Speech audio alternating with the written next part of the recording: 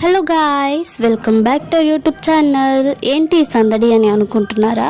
మా ఊర్లో కార్తీక పౌర్ణమి అయిన 4 రోజులకి ఇలాగ చిరుపోతు బండి అనేది ఊరేగిస్తారనమాట. చిరుపోతు బండి ఏంటి, ఊరేగించడం ఏంటి అని అనుకుంటున్నారా? భవానమ్మ తల్లి జాతర చేస్తారు మా ఊర్లో.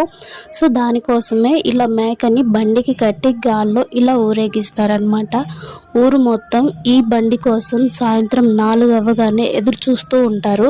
అండ్ అలానే నైటు 9, 10 ఆ టయానికి గుళ్ళో పూజలు కూడా చేస్తారనమాట. భవానమ్మ తల్లి గుళ్ళో నేను మీకు కుదిరితే అది నెక్స్ట్ వీడియోలో పోస్ట్ చేస్తాను. ఇలా ఇంటి ముందరకు వచ్చిన తర్వాత అందరూ బిందెలతో ఇలా నీళ్లు తీసుకెళ్ళి అమ్మవారికి ఆరబోసి హారతి ఇచ్చి దండం పెట్టుకుంటారు. ఇలానే మీ ఊర్లో కూడా చేస్తారా కార్తీక పౌర్ణమికి? మీ ఊర్లో కూడా ఇలానే చేస్తారా? కింద కామెంట్ చేసి చెప్పండి. దీనికోసం అయితే మేము ఇయర్ మొత్తం వెయిట్ చేస్తామన్నమాట ఈ జాతర